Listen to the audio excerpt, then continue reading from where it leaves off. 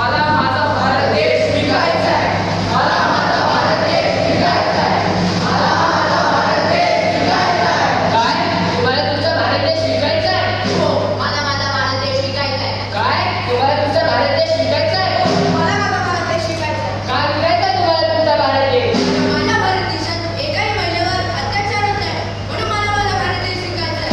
माझ्या भारत देशात एकही शेतकऱ्याची आत्महत्या होत नाही, म्हणून मला माझा भारत देश विकायचा आहे. माझ्या भारत देशामध्ये एकही ठिकाणी बॉम्बस्फोट होत नाही, म्हणून मला माझा भारत देश विकायचा आहे. माझ्या देशाचे नागरिक माझ्या सेवेतील जवानांना दगडात ठेचून मारत नाहीत, म्हणून मला माझा भारत देश विकायचा आहे. माझ्या भारत देशात आरक्षणासाठी एकही राजकीय मोर्चा निघत नाही, म्हणून मला माझा भारत देश विकायचा आहे. माझ्या भारत देशात शेतकऱ्यांचे राज्य आहे, म्हणून मला माझा भारत देश विकायचा आहे. माझा समाज धर्मनिरपेक्षित आहे, म्हणून मला माझा भारत देश विकायचा आहे. माझ्या भारत देशात संविधानाची इंग्लिश चालली जात नाही, म्हणून मला माझा भारत देश विकायचा आहे. माझ्या भारत देशात एकही विचारांची हत्या होत नाही, म्हणून मला माझा भारत देश विकायचा आहे. अरे बस बस बस, भारत देश भाजीपाला आहे का विकायला? होय, पिकवते शौकीला लोकांवर माझ्या देशाची किंमत भाजीपाला एवढा करणाऱ्या लोकांमुळे मला माझा भारत देश विकायचा आहे. म्हणूनच या सर्व विषयांवर चर्चा करण्यासाठी आम्ही 10वीची मुलं सादर करीत आहोत पटनाट्य.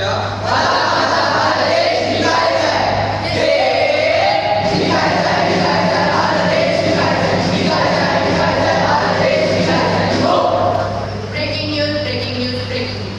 पुन्हा आज केली आहे एका शेतकऱ्याने आत्महत्या आणि यावर मुख्यमंत्र्यांचे मत. आपल्याला अत्यंत दुःख होत आहे शेतकऱ्यांच्या आत्महत्याबद्दल, म्हणून आम्ही त्यांना 5 लाख रुपये मदतनिधी म्हणून जाहीर करत आहोत. आई आई, आपल्याला परिवार देखील माझ्या शिक्षणाला वर राहायचं आपल्याला मदत होईल. आपलेल्या इतरांसाठी आत्महत्येची संधी आहे. आपलेल्या इतरांसाठी आत्महत्येची संधी आहे आणि गरिबांचे साहेब आम्ही तर साहेब आहे. म्हणून मला माझा भारत देश विकायचा आहे.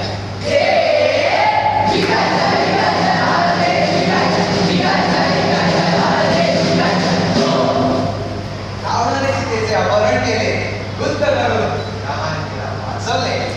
हे झाले रामायण.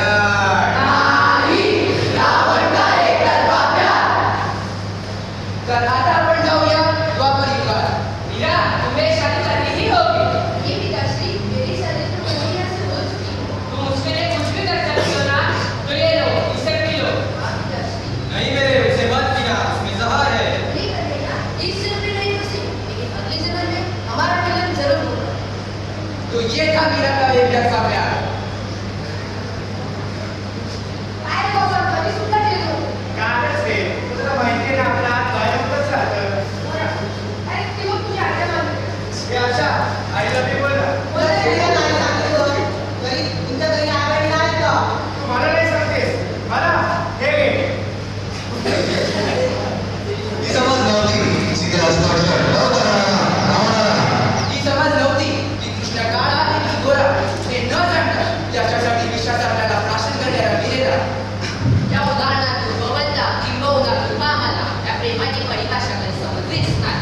म्हणूनच गडकरी भाड्याने दिले आहे, याची निर्मिती करत मला माझा भारत देश विकायचा आहे.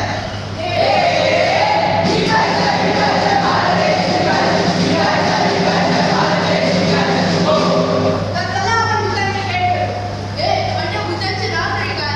मी डॉक्टर नरेंद्र दाभोळकर आयुष्याच्या माध्यमातून अंधश्रद्धा नष्ट करण्याचा प्रयत्न केला, पण त्यामागचा उद्देश एकच होता की भारतातून संपूर्ण अंधश्रद्धा नष्ट झाली पाहिजे. मी कॉम्रेड गोविंद मानसरे. मी भारतामध्ये पुरोगामी विचारांना चालना दिली. माझा उद्देश हे होता की भारताला पुरोगामी बनवण्याचा. मी डॉक्टर कलबुर्गी. मी सनातनी विचारांचा विरोध केला. याचा उद्देश मात्र एकच होता की सनातनी विचारांना आळा बसला पाहिजे. मी गौरी लंकेश वृत्तपत्राच्या माध्यमातून अन्यायाच्या विरोधात आवाज उठवण्याचा प्रयत्न केला. यामागचा उद्देश इतकाच की भारतातील सत्यता दाखवण्याचा. कसं आहे ना, आपल्याला माणसाला उठवणे शक्य आहे, त्याच्या सोंग घेतलेल्या माणसाला उठवणे शक्य नाही. ज्या दिवशी हे मारले गेले, त्याच दिवशी यांचे विचार देखील मारले. Doctor Dabholkar, comrade Mansare, doctor Kalburgi व गौरी लंकेश पुन्हा जन्म घेतील याची शाश्वती नाही, पण पुन्हा अनिश्चित चाललेली जन्म घेत आहे हे मात्र नक्की. आणि जर सत्य असेल त्यांनी या मारले योग्यच केल्याचे सांगता येईल ना, म्हणून मला माझा भारत देश विकायचा आहे. विकायचा